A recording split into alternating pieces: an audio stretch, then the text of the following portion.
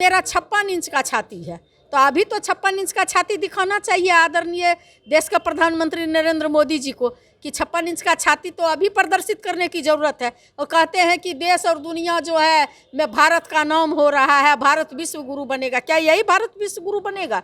भारत को विश्व गुरु बनने के लिए बहुत कुछ चाहिए। 9 साल में कुछ नहीं हुआ, 24 में फिर जुमलेबाजी करके चाहते हैं हम सत्ता में आ जाए, ये संभव नहीं है। नमस्कार, मैं प्रवीण पॉलिटिक्स बिहार पे आपका स्वागत है। देखिए, कतर ने हमारे 8-9 पूर्व नौसैनिकों को फांसी देने का फैसला लिया है।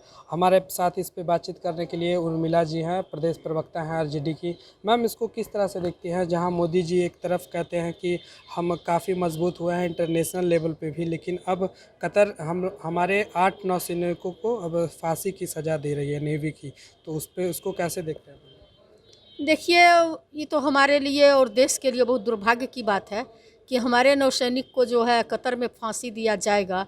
ये काफ़ी मर्माहत करने वाली बात है और इस पर जो देश के वर्तमान में प्रधानमंत्री है उनको एक्शन लेना चाहिए। क्योंकि आप देखे होंगे कि जब ये चुनाव लड़ रहे थे तो उस समय ये बोलते थे कि मेरा 56 इंच का छाती है, तो अभी तो 56 इंच का छाती दिखाना चाहिए आदरणीय देश के प्रधानमंत्री नरेंद्र मोदी जी को कि 56 इंच का छाती तो अभी प्रदर्शित करने की ज़रूरत है। और कहते हैं कि देश और दुनिया जो है में भारत का नाम हो रहा है, भारत विश्व गुरु बनेगा। क्या यही भारत विश्व गुरु बनेगा?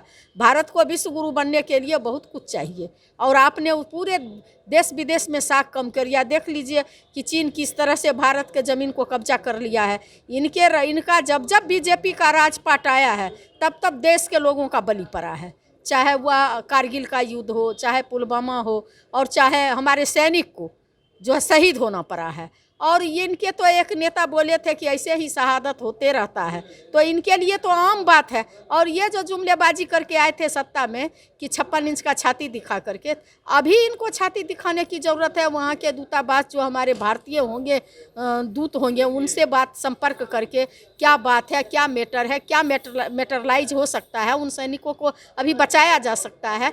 तो इस चीज़ पर तो नरेंद्र मोदी जी को एक्शन लेना चाहिए। अगर ये नहीं ले रहे हैं तो बहुत दुर्भाग्य की बात है। मैम, वही ये कहते हैं कि हम चाइना से अपना एक्साइज छीन लेंगे और पाकिस्तान से अपना कश्मीर लेंगे। मैम, लेंगे, लिए नहीं ना। 9 साल में कुछ नहीं हुआ ना, 9 साल में कुछ नहीं हुआ, 24 में फिर जुमलेबाजी करके चाहते हैं हम सत्ता में आ जाए, ये संभव नहीं है।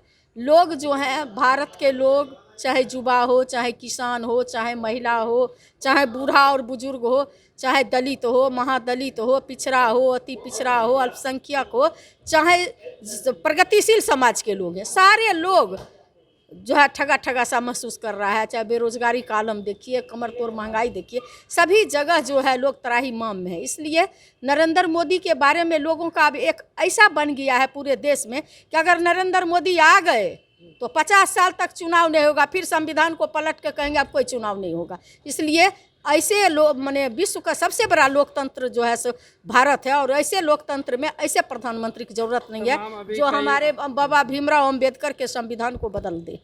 अभी हाल ही में मैम कुछ टीवी चैनलों जैसे हैं उन पे भी इनका रेड पड़ा था। मैम, अरे भैया, ये रेड के सिवा कर क्या सकते हैं? ये तो सारे एजेंसी को, चाहे वो सीबीआई हो, चाहे ईडी हो, सब चीज़ को पॉकेट में लेके चल रहे हैं।